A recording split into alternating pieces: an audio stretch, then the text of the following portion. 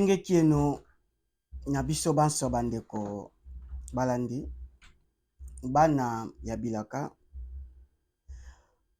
bana baindo ya mokili mobimba bambote epai ezwami bino kolanda biso nganga ngunza lwankulu wa ntinu Kongo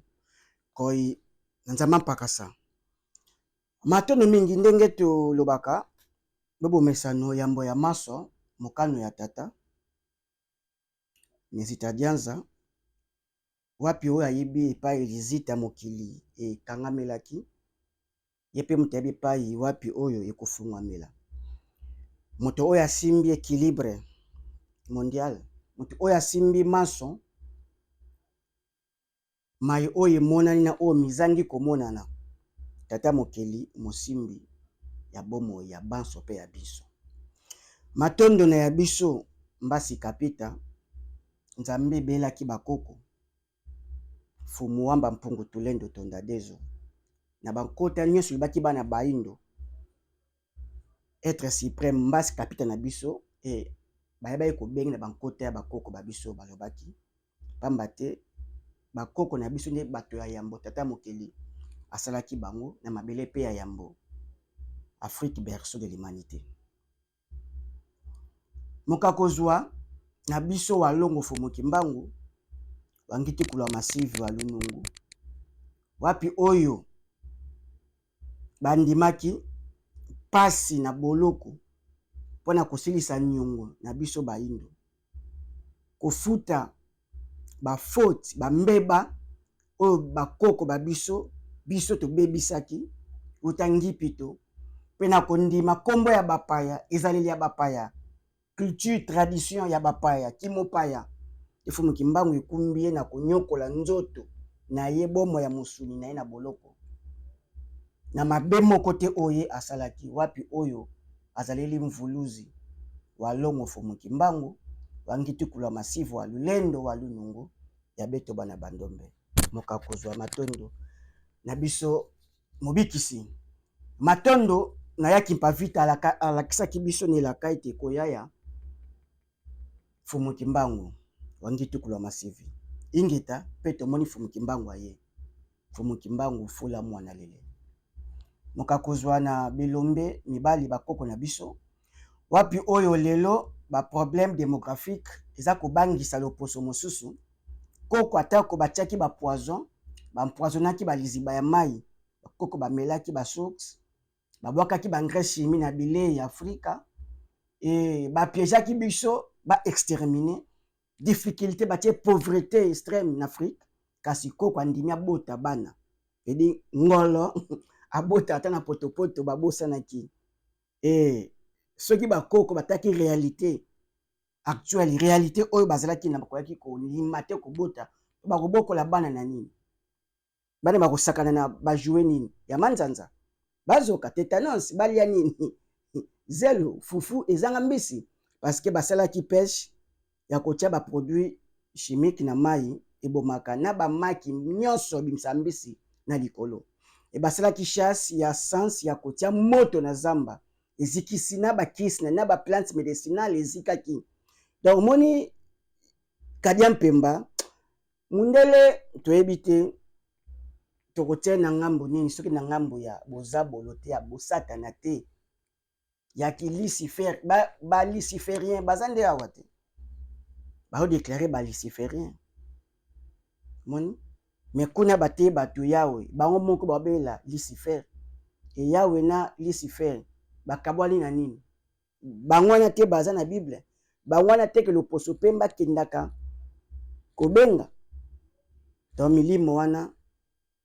eza bozabolo bosata eza négatif mpona baindo nde christianisme ekumbi yango islam pe bazobala na Abraham bango mpe bakumbi milimo na bango mpona biso eza négatif yango eappauvrir eaffaiblir moto moyindo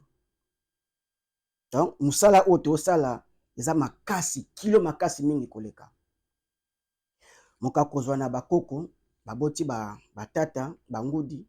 bamama na batata na biso babota mpo biso pe bongo tobima tobundela kipwanta kimpeve wapi fumu kimbangu azaka na biso bana baindo nde alaki biso bileko oyo totelama na kati ya nsiku ya Simono Anza tozwa bokasi longengo tata ntango moto yaki mpavita tia twa lulendo ekokelama na biso pe nguya bakoko ba biso po tolonge tumba oyo balongo basantu na biso balongaki atako ignorance eza nanu na ebele ya jeunesse kasi toyeba ete Fumu Kimbangu na jurisprudence ba réserve moka tiaki ba pine réserve so na mutuka ekozanga te bongo balongo Fumu Kimbangu angitu kula masivi boyebi epai mokili ezokende ayebaki ete ebele bakobeba kasi ba estreint batu Fumu Kimbangu ndamba longolaki abateli otolamusa bai oyo bandeko baindo jeunesse oyo eza ya kolala ngonga ekoki mukakozwa na bana bilaka bai bazobunda ingeta lenge moko to mususu ya kosala nyonso message oyo ekomela bandeko na biso baindo na bankota nyonso matondo mingi nde bongo toyeba boye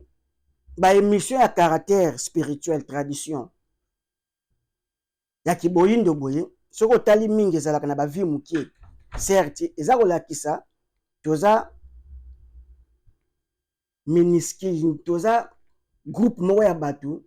tozaka conscient bazalaka mukie mutu ebikisaka ebele alimeti na kimukie na ye awuteka na zamba kasi abimi na zamba po azwa poudre e basolidifie ye nde bongo soki apeli akoki kotumba mokili awutaki donc tozotumba zamba ya zabolo ya christianisme ya islam ya bouddhisme ya banzenza ya yesu zamba na fizika tobotamaki biso nyonso na alleluya na mwa désordre wana spirituel Fumu Kimbangu abendi biso banzete atie biso poudre asolidifie biso na nsiku ya Simono Anza tozopela tla toteya kabu tozopela po etumba bafoi chrétienne bafoi ya islam ya bouddhisme et bafoi ya ba religion étrangère ezika po epermettre kiboyindo sikoyo emonana et conscience collective yango toza kosala appel pamba te totelama na kiboyike po to faire face musapi moko ezala pasi ebomba ilongi ezala pasi esukola misu ezala bongo pasi ekata suki na musapi moko et toi na besoin ya protection ya komona ya kobongisa mama na biso Afrika pamba te toza bongo bana oyo aboti banzuto oyo esalama na Afrika na mabele ya Afrika epie maka mpepe Afrika koko nde mutaboti mama pe bongo aboti biso matondo na banzi to s'abonner pamba te za na réalité moko message oyo pa ezokende ke na libération eke na bénédiction donc to participer biso bai oyo to koki nanu te to ngonga to nani to balani te na nsiku kasi conscience ezali komona ete non ça n'est assez conduite ya ba pasteur politique komona des autres na ba domaine nyonso ya vie rien ne va rien ne marche et déjà prise de conscience wana ezotungisa baike baindo ingeta kolala kolamuka bana baindo bazwa conscience d'une manière à d'une autre mais ce que moyen ko benda lipamboli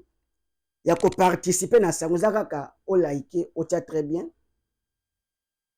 o tia ba j'aime pe o partager des missions veut dire atako opesi makoki atako okotine tumbate na mbeka ya mutoki te kasi na oselaka acte wana zako loba ete tozoteya elongo na bino epai sango ekokende ye poza na pourcentage na kati pamba te o permettre sango oyo komela moninga wana ye paza na baninga e yo ozako kobotula to ko bonko participer na lipamboli oyo ekozala bak oyo kozongela biso pe to kabolango ba ebanso ba like ba partager batie ba j'aime batie ba très bien yana tina makasi pe bongo mbeba ekozala na oyo aza koboma nzoto ko like be mission oyo eza ya caractère ya destruction ya tradition ya culture ya Fumu Kimbangu like mission oyo to nzembo oyo komisi Yesu négativité oza déjà na libulu oza kotima na suna po okende wa pozi pa mana to ndengeni donc il faut nde ba mission boye bana bilaka to partager ngo to ça ba j'aime ebele to tia ba très bien belé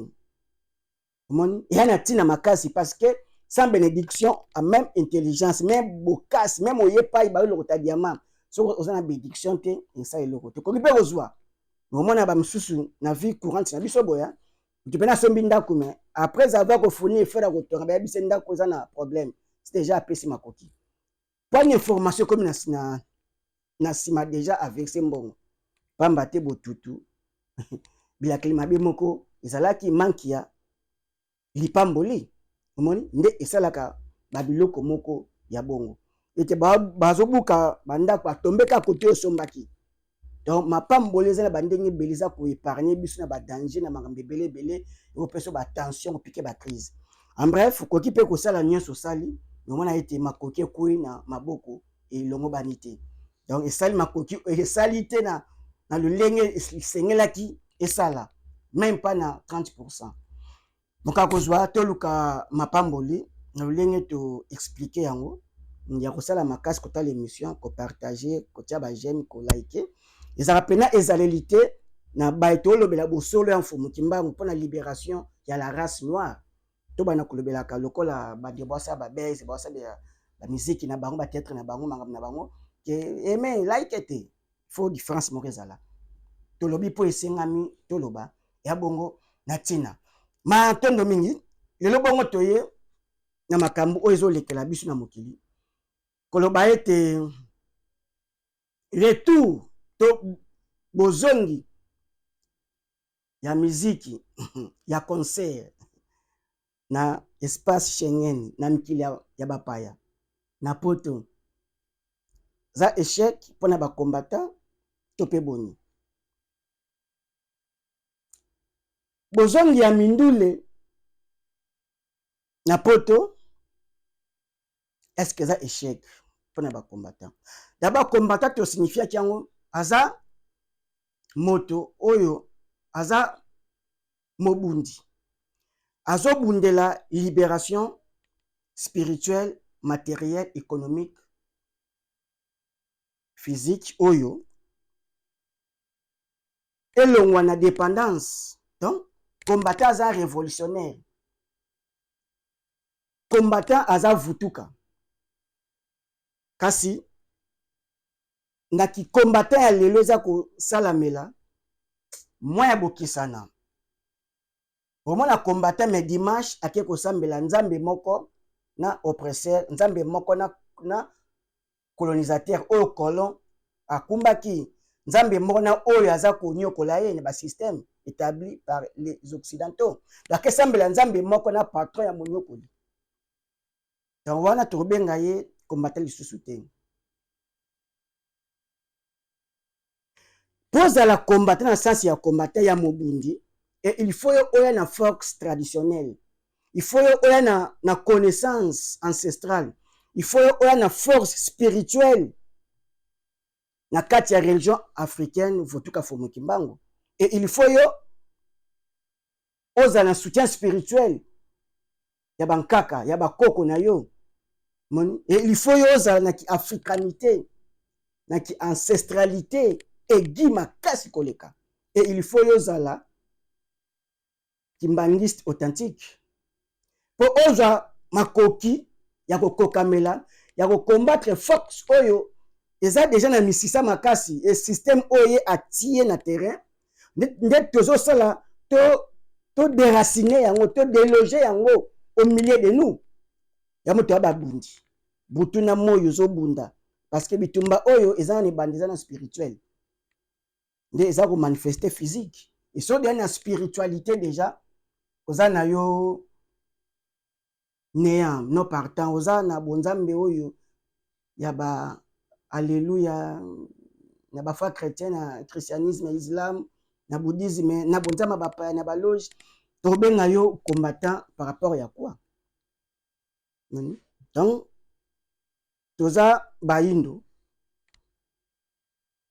po tobotami baindo e milimo na biso eza na kiboindo po eza milimo ebandeli donc tozalaka toye kozonga et pozala combattant fozala un esprit réincarné fozala moto oyo vivaka déjà oyo esiko koparachevé donc toana droit erreur te biso bacombattant biso barévolutionnaire biso bavutuka biso bakimbangiste authentique et bon tobengi babundi to bongo na bososoli ba combattant kasi soki eza échec te mais eza raté eza raté moko ya mwa makasi pamba te kozonga ya muziki eza kozonga ya distraction na kati na espace Schengen nzoka jeunesse wana il a fallu na ngonga oyo azala jeunesse moko conscient oyo akoyeba banje mondial ndenge eza kotambolama et aye parce que aza na accès à information na poussière ya tierce ya minute déjà ya seconde ana information exacte par rapport à la jeunesse ya Afrique moi balanter ya information ezanano soki éveille ko banda libanda ya continent ekozwa bilenge pamba te biso bilenge toza ko franchir ba limite oyo ba mbuta mutu bakomaki te oyo ba mbuta mutu basalaki publicité ya bilamba sans le savoir bayembaki bazaki penza na kiboyinga na ignorance makasi koyeba teke Zabolo abatami na musique na mélancolique abatami na l'église abatami na éducation na mateya na kelasi Zabolo pa ke ko batami na mingi wana nebo na pareil de l'état de l'Occident o incarné bo Zabolo et atie ba système oyo et coincé mingi biso bana baindo ça le savoir et batiki moi ouverture awa social côté baza ko distraire biso et côté kuna Afrique ba affaiblir Afrique baza ko ravitailler minerai na biso na ba industrie na bango et donc ba grand bénéficiaires ba occidentaux mundele tala ning Afrique eza lelo est-ce qu'Afrique ko souffrir na mabele o na nkita o nzamba apesa Afrique te donc eza vouloir ya colonisateur akenda te néo-colonialisme ça continue et plus grave et comme sikoyo kolobama na tenda Congolo venir à la place publique combattant eza échec mais échec te eza raté to se rattraper d'abord biso monanu to réarmer to tozonga suna bibunde na soutien spirituel ancestral tobima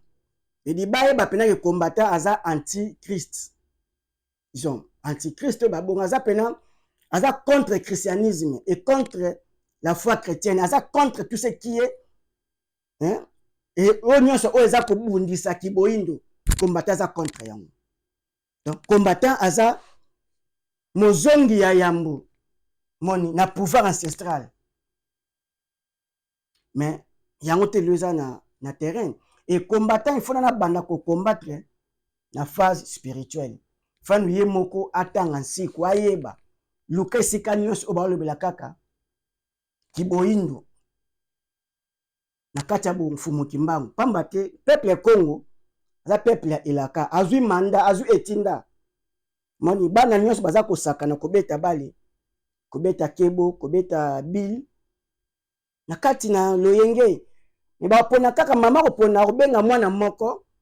akende kosala wenzi apesi na makoki po akende azonga epe etindane kozala ete mpona kolia kaka ya libota na bayi oyo bazosakana siko mwana ngo batinda aza Congo mwana wana Congo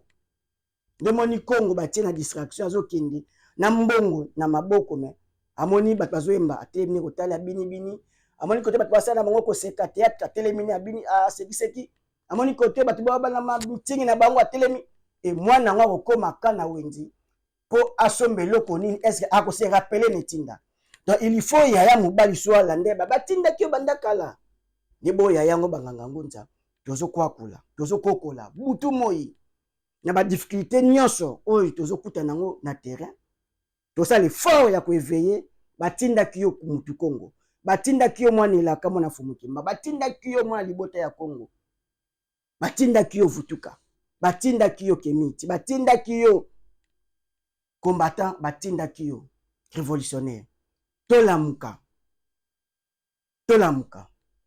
Tosala makasi ete toyebana makambo na mozindo. Bofumuki mbangu nde bokasi mpo na biso. Bofumuki mbangu nde bofungoli miso, bofumuki mbangu kati na biso nde bomweza elonga. Tokoki te kolonga or ya tradition, or ya culture te tozaka na échec. Tokoki te kolonga sans fumuki mbangu oyeba makambo ndenge ezotambola mokili. Pamba te fumuki mbangu nde mozipoli ya mayema bombama. Mbangu difika ya swekama ye nde fa fungola fo abalola po toyeba makambo yango bosolo nde yango oyo. Fumuki mbangu bangi tukulwa masivi. Fumuki mbangu alulendo. Moni fumuki mbangu alongo fumuki mbangu. Mbangu difika ya swekama. Nkumu ya bankumu. Sauveur de sauveur. Donc, mamtoyo ba oya na tina makasi. Déjà ba indice na komi komonana. Tozo boya kopesa raison en retard et ko porter l'autre côté. Te kopesa raison kaka pona kopesa te. Te kopesa raison po monyango siko te. Ndima makambo tolo ba poto tindami. Na ba koko na bino. O fumuki mbangu a liberaki bango. Tozangela ngo pongi pona ko sango oyo. Bira pena na matoye betama eyokama. Potina lisu elongwa tomo na clair. Ngonga ekoki na ngonga o tozoloba deja ngonga sekoka ya kotelema ya fumuki mbangu banda 1921. Le 6 avril oyo tokende sanza oyo tozanango. Donc déjà centenaire elekeli biso ya distraction oyo l'Occident a tretenaki et déjà ngonga ekoki bana bilaka moto ya Kimpavita tia twalulendo ezo tonda kati ya bana bilaka poto la musaba ndeko baindo. Nde bongo toti koloba ete tata mama izana tina makasi kopekisa batu foi chrétienne. Poko beba mingi Afrique centrale za christianisme. Islam yepaza. Bango nyonso wana baza bapaya. Bango baza kwa affaiblir état d'esprit ya mutu Congo. Bango ba kumba bazo permettre botutu. Moni et etikala libela na l'homme africain. Donc toi na etumba moko spirituel. Lokola spirituel et kangami et physique a ko soumettre kaka na prison wana oyo molimu akangameli. To sa makasi libération spirituelle et kopesa biso des blocages. Moni na ba secteur nyonso ya évident combattant ayeba ete isa pene échec te mais a raté pas maté kozonga ya ba concert isa entretenu voulu na l'Occident. A monete population maturité tout ça et il faut sikoyo toya toye kola siku na Simon Anza. La loi de la création etangama na babiso ba combattant bilenge basi pe mibali ya toluka masanga oyo eza na caractère moni traditionnel masanga ya kiboyindo ya bofumuki mbangu ingeta poto yeko bofumuki mbangu mozini le programme bimepesa maki na fumuki mbangu na mbanta nsanda moni apiaki programme le 10 septembre 1921 apiaki programme ndenge nini makambo makotambola luka toye bango toye kola kinkulu bokoko baye kolaka poto bumisaki yango me ba rappeler biso yango poto za milimo oyo kendaki ezongi pone leko oyo bundela baindo oza molimo abotami aye kaka lilote molimo ofezonga mbalibele po makambo ye bango na moment oyo esengeli nango eza facilité mon il faut un grand esprit po makambo oyo osakapare nango matondo mingi na banzi ba combattant totelama tobima na biamba bapaya un combattant kozala christianisé tete un combattant kokite kozala islamisé nkata kozala pro occidenté akozala proxy occidentalisé. Donc un combattant aza pena na ki incarnation ya kiboyindo kolia na ye ilateli na ye lobeli na ye moni et puis totia walongo fumuki mbangu na centre liboso atambusa biso et il faut que ça la moi échec pamba te tobetaki tolo na kibobiso moko tokanitaki physique biso moko tokokoka ko stopper ba concert ndeti ko loba ete concert ekozonga na 2085 na 2003 wana kanisi énergie na yo eza suffisant ya kobengana Kadi Mpemba te. Donc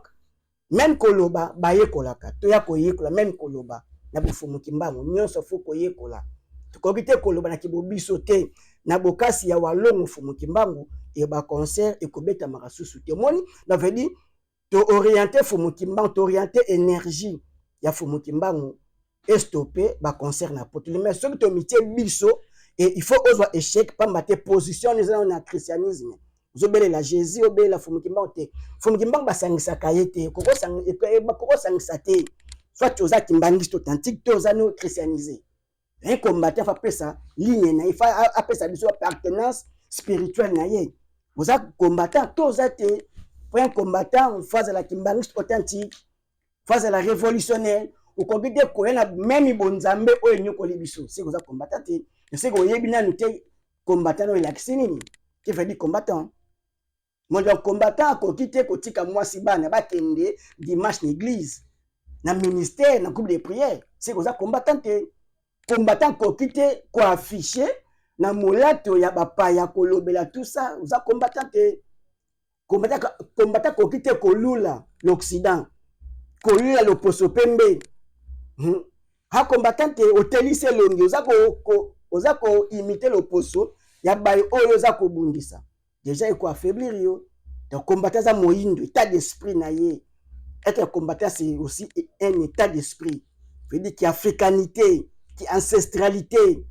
moni donc qui walongo fumu ki mbango incarné donc nyos oza bokoko to positiviser yango to lingi yango to monisi bolamu nango moni na kolia na biso na kibokoko komela ya kibokoko bisengo na kibokoko lateli ya kibokoko elobeli. Donc, tout ça la nuance na kibokoko. Bokoko, nde mukoko liye bandeli yankona, ya nzete oiko zipa. Banso, pe bongo mboma ikolia banso. Matondo mingi, toeba ete ngonga ikokaki, toza na retard ya centenaire. Retard. Mani kola la pongi, déjà 2021 centenaire, uta kotela maya walongo fomu kimbangu, wangitu kulwa massive, walulendo, walunungu. Retard. Donc, il faut tout ça makambo. La vitesse pour te rattraper centenaire oyo. Moni, tout ça la rattrapage centenaire leki na oyo koti, tout ça musala pinana. Je dis comme si ce qui te salité et tumbu effectivement ezape tumbu. Moni, pour moi na obatina ketinda yaya landi azo la musaye azo bane kena tinda bimana muziki bimana tuna mitingi bimana na nini na batu basalo masano soki leki mwani tinda batindaki a yokite akozwe tumbu bien que baninga musuba za kosakana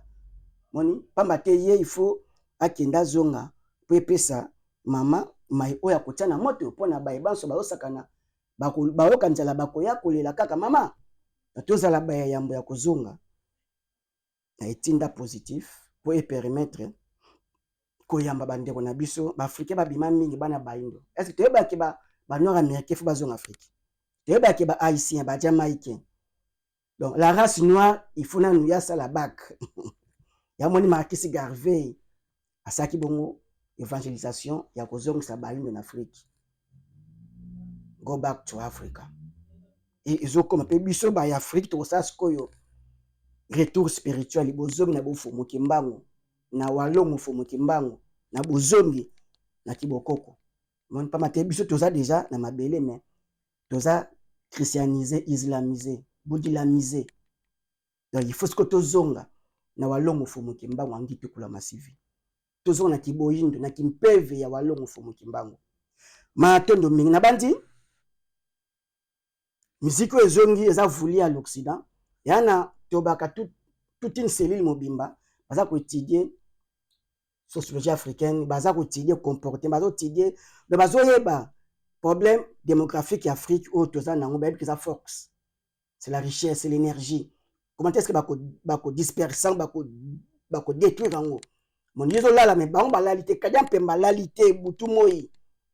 baza bien entretenu bien rémunéré bien payé ba luka koma ko distraire bana bilaka otolaka maki na walongo fumu kimbango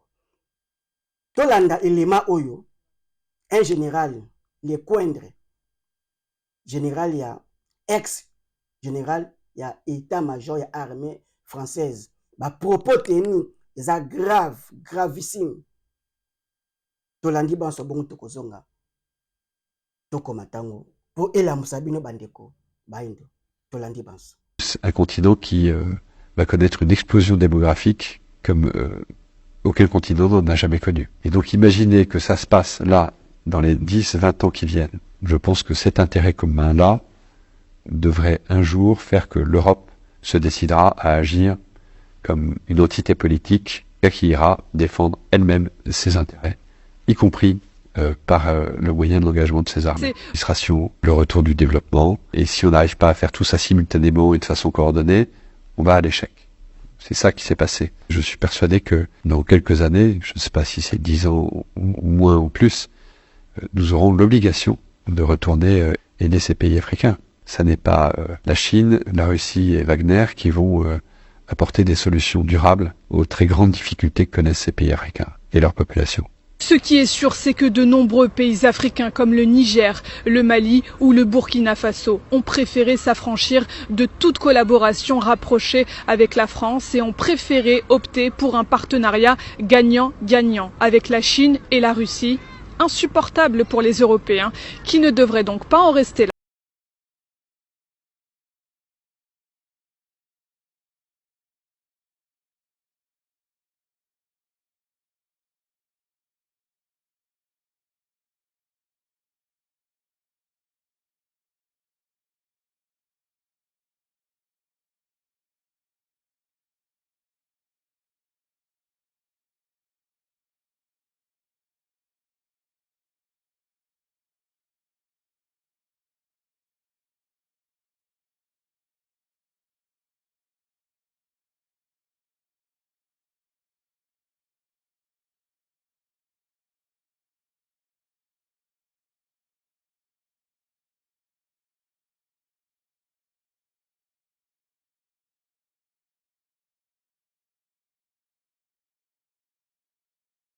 Matondo mingi bandeko balandi tozongi na plateau oyoki mokonzi ya mapinga bien identifié ex général Lecoindre alo bango na toute sérénité na tout na état nyonso aza focus aza penza serein 10 ans plus ou moins il faut bazonga bango moko défendre le terrain na bango. Est-ce que bon mona ba propos tenu général nini conseil en Afrique à répondre pays donc ba christianiser na armée ya biso ya ba nation ya ba mboka ya ba indo mona bozana ba christian bozana ba général christianisé. Déjà ce sont des traîtres parce que même armée dans spiritualité mobimba armée soutien spirituel il faut la makasi et armée la spirituelle armée mona kawana armée eza na soutien spirituel mobimba za kotambusa armée na bino bokobelela nani nini lolenge kani bokosala bosi comporter comment ya mona ka ba révolution nyonso yaka basaka recours na force ancestrale na pouvoir ancestral po babeta bidenda eza blaki te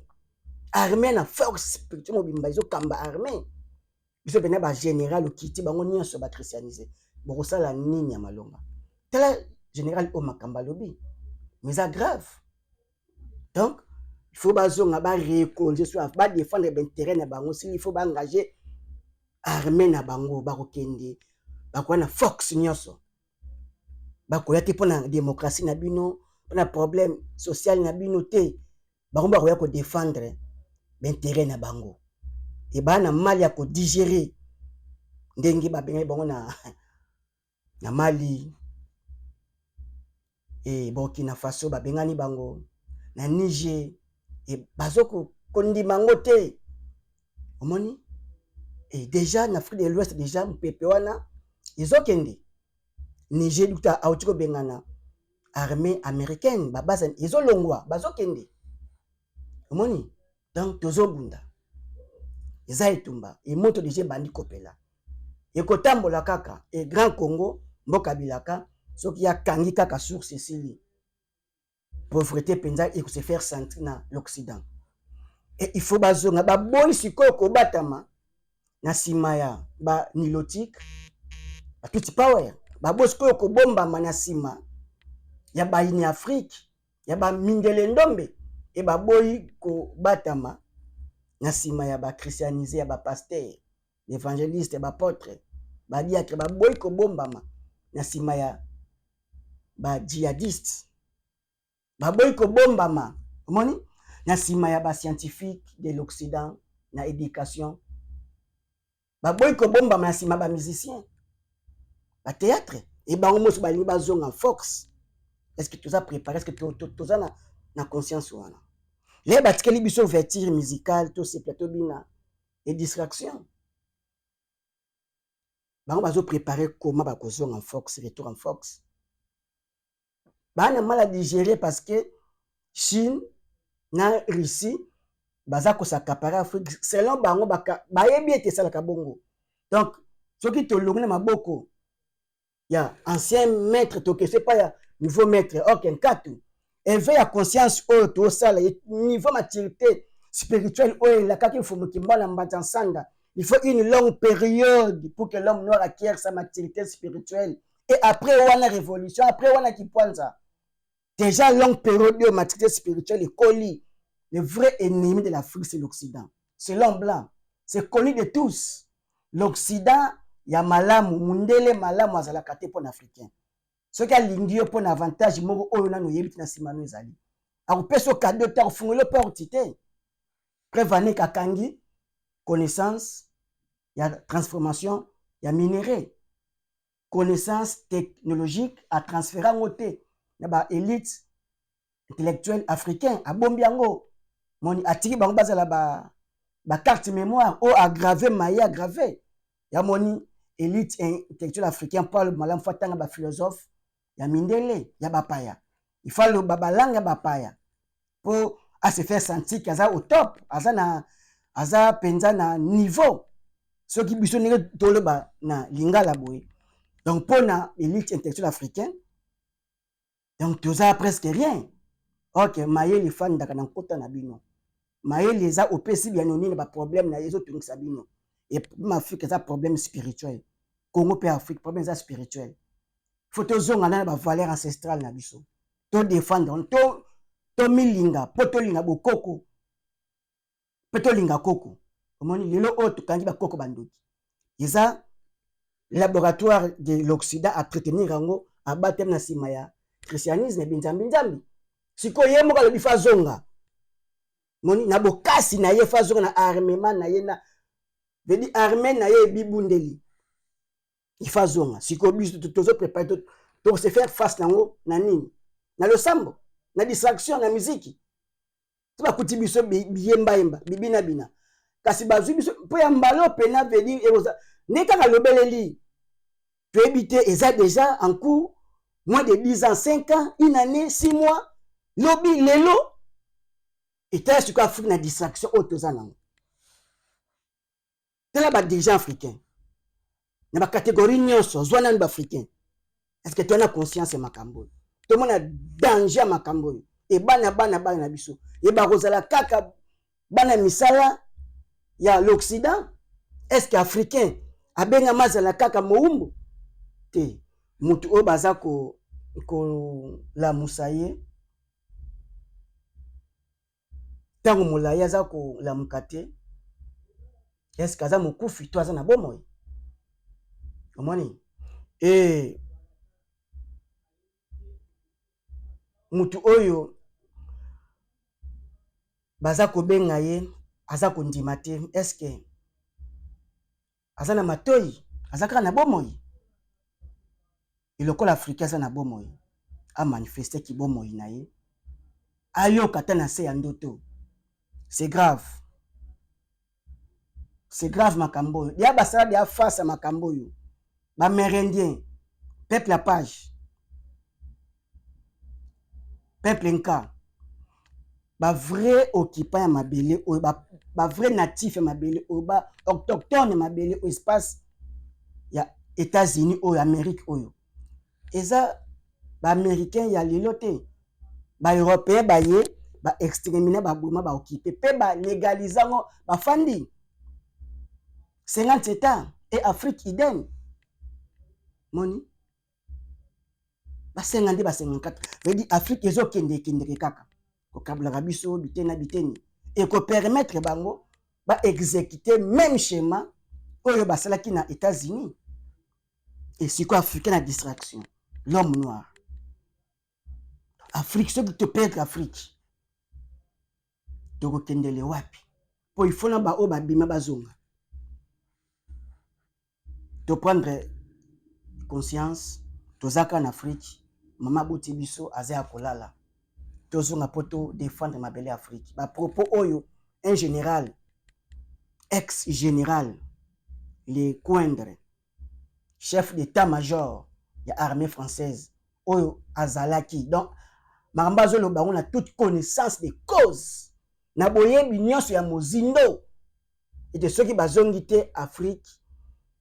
ils appelé et disparaître balingi te bango babunga balingi skonde baya na makasi ba recoloniser biso lisusu et na mbalo eza pena na yebi ko tutene ni kozala est-ce que toyebi colonisation ti sikoyo eza ko tuta biso na mutema et sali biso ezaleli mosusu en d'ailleurs ezaleli ya bakoko na biso et ta biso selon l'Occident tali to komi so to sala débat entre nous les Africains débat spirituel moko moyine mazo défendre le christianisme religion ya occupant religion ya colonisateur ya kumbi religion là nde ezo détruire l'Afrique mais l'homme noir ndele ndo mazo défendre ngo ne ba plus ba vexer ba tina mutu na ye omoni pena ki homme scientifique azako ko bomanzoto ko kanga ba définition makambu veli ba fausse définition au l'Occident a sali carte mémoire omoni ba ko continuer ko tangisa makambu za ko date soki avant l'indépendance va continuer kanango ba défendre ka ba thèse eza déjà défendre na batu programme scolaire wana esami na batu mususu na le poso pembe yango kaka batu baza ko continuer nango est-ce que toza batu toza ba sardine peuple oyo azomona danger azokoka te kotelama kokima abengami na libebi peuple oyo bazoya koboma ye azo se mettre debout pour à défendre il n'a pas fallu peuple wana abotama peuple oyo ndako ezozika bazo la musaye mutu wana ndako ezozika bazo la musaye azo la mukate il n'a pas fallu maman na yasala 9 mois ya kobota ye eza pasi makambo yo mais chance moko ya mwana fumuki mbangu mola muki na mboka ya Thomas Sankara tolandi sikoyo déclaration ya moko ya mapinga Capitaine Ibrahim Traoré mwana fumuki mbangu atomboli mungongo en tant que chef de l'État donc amati sikoyo mon likolo ya général les Coindre a dominer sikoyo maloba na ye Pemba Kalunga azongisi moto pa yewuti tolandi bongo Ibrahim Traoré Banso Matondo. Vous allez commencer un nouveau cycle d'entraînement, la guerre de haute intensité. C'est à vous, chefs, officiers militaires, prenez ça en compte. Commencez à vous préparer pour la guerre de haute intensité. J'espère que je me fais comprendre. Ce n'est pas uniquement du terrorisme. Ouvrez l'œil. C'est beaucoup plus que ça. C'est une guerre de décolonisation. Et vous avez dû entendre ces derniers jours certains généraux ailleurs qui ont fait comprendre que s'il faille qu'ils viennent avec leurs armées nous recoloniser, il faut qu'ils viennent. Eh bien, préparez-vous à la guerre de haute intensité. Soit ils viendront eux-mêmes, soit ils passeront par leurs valets locaux qui sont ici pour essayer de troubler notre quiétude. Donc quiconque, je dis bien quiconque, que ce soit le terrorisme ou toute autre armée qui doit venir troubler notre quiétude, nous devons nous préparer à les accueillir sur de long terme et intensement. Voilà pourquoi je vous dis, préparez-vous à la guerre de haute intensité.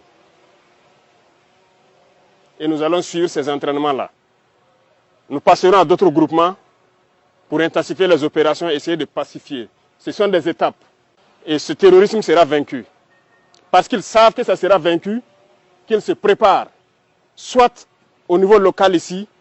ou bien à venir avec leurs armées pour nous combattre. Eh bien, on va se préparer à les accueillir. Matondo mingi tozongi na plateau na biso na bandi botali maloba ya NVE moni walongo fumukimba wangitikula masivu walulendo walunungu matondo moni soki Ibrahim Traoré te y a pas sur ce plan médiatique comme les bango. Donc il faut te préparer pour se faire face à un combat à haute intensité. Déjà ba tactique de guerre ils ça mazo préparé mais est-ce que à l'auteur général quoi ça aussi la unité espace Schengen unité à Europe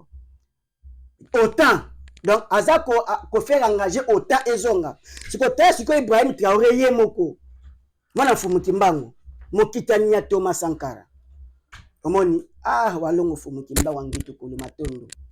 matondo yaki mpavita tia twa lulendo elata mbuta muntu batela mabakoko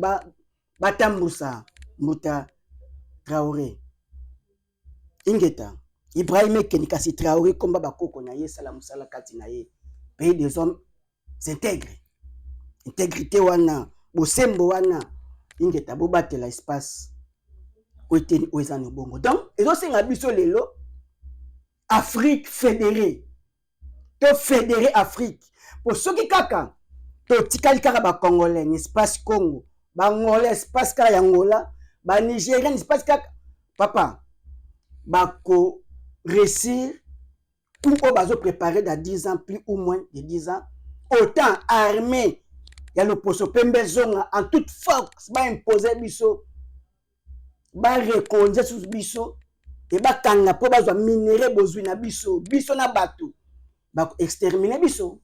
ba ko réduire biso ne parce que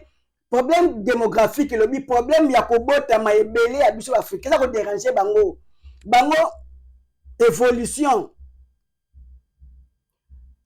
révolution ya ba industrie na bango révolution industrielle mais et ça c'est le problème ya démographique parce que niveau ba komaki nango ya kosala misala à grande vitesse ba industrialiser ba mboka na bango et puis si moi si tata tante ya rozane biso tozalaka na basi na bana parce que travail zobenga musala tout le temps monaka Europe eza mboka ya stress parce que musala a eza nzambe awa veille de prière ba ezalaka te veut dire musala butu moi basalaka butu moi tous les 8 heures basalaka ba 3 shifts a ozomona ne eboti problème sikoyo ya démographique ya kobota baboyi kobota parce que en tout cas na mwana 9 mois musani kobeba kofuta ndako veut dire ba comme la vitesse bango moko au fur et à mesure comme la grande vitesse au fur et à mesure moins de règles danger muke bana shit ya moins déjà kokwa ya l'Occident toko ya lobby epona ko lobela oyo Emmanuel Macron lobby na université à Sorbonne ami lobeli kuna mort de l'Occident la mort de la France mort de l'Oposo Pembe et ba koko kufa effectivement c'est le bamara déjà ce ngandila ça le bakango déjà l'Occident kokuye kokufa et manka le biango bazo kufa ceux qui basala attention te Europe ezokufa makosa n'est pas écrit donc il faut le conscience collectif tozoloba et ça là bofumu kimbango moni tozongisa yango il faut tosangisa Afrique pour que se faire face ba bazoya ko détruire Afrique baza ini biso bazoya ko détruire toza bongo désigné alors ba ko réussir biso Ibrahim Traoré moko asali kaka ki makasi ya mwana mobali koloba kaka luvunu kaka ba ko tela kaka mais en réalité yé moko tête Burkina Faso et faire face na autant comment comment donc bazalaka ba pays voisin ya bazala bangunya o ba ko servir intérêt ya ba occidentaux ya le poso pembe moni po ba ba envahir ba mboka na biso. Donc Ibrahim Traoré a kozanga bokasi ya ko défendre espace na ye. Donc il faut que ça Afrique. Unité bomoko ezaka bokasi. Moni koko asanganaka ya moni aliaki likasu. Zwa likasu aza biteni esanganaka. Ya moni na kufanda na kinzo nzito fandaki nde bakoko bafandaka lukongolo lo rondre. Na kisanza na moi bafandaka bazingaka. Po bebaka force ya unité. Mais bafandaka te ndenge l'Occident lelo to fandaka na classe te. Division ya moni l'Occident ayeka na diviser pour nyerenye. Mutu a répondre lokola ya lingaki petele maboko ko wolola tout ça pona ko isoler basusu par rapport ya baninga pe misusu. Donc biso zaka bongo unité ya moni likasu eza symbole ya unité. Bo moko nde bokasi pe elonga fumkimbangu nde mosangisi likasu ya baindo moni toluka kosangisa Afrique d'une manière d'une autre mondo nyonso aza yo oza moindo tolingana tolobi ni lotiki te tolobi pete métis pete te tolobi moindo ya po tozo définir makambo différemment. La racisme c'est l'étude de la race et la racisme par définition ya ne sonyanzila koka suka mboka abi c'est l'amour de soi ya komilinga non l'amour de haïr l'autre c'est l'amour de soi mon il faut na milinga na batela race nanga progéniture nanga na batela bakitani nangai fona sala makasi po bazala malamu. Voilà toujours défini la racisme bongo mon to za na définition moko te na bango tata to zwaki ngonga kuloba makambo po na yo ndikozo yoka po na yo moyindo balingi mabele na balingi yote.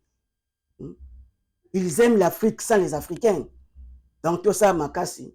Afrique sangana to pona nkota moko iloba manaki boyindo kota oza nkota oyo walongo fumkimbangu alobaki Kikongo ifutanga mana peuple Congo lokola espace Congo pe peuple Congo lokola identité africaine fetanga mapozela kota oto ko se communiquer na moi toute liberté to lokola français anglais portugais nkota banzenza kota bapaye kende tozongela na kibobiso kiboyindo matondo tata mama yeba ete yo ne fumkimbangu ya lelo yo yaki mpa vita lelo yo mbuta Lumumba ya lelo yo mbuta musée Kabila ya lelo totelama yo nde koko oyo bebisaki oye kobongisa totelama banso tolingana totia ennemi Afrique libanda ya Afrique to servir d'intérêt na biso moko to s'investir massivement en Afrique pambate le poso pembe abengami na kufa matondo walongo fomu kimbangu ngiti kula massive wa lunungu yaki mpa vita tia to adulendo bankaka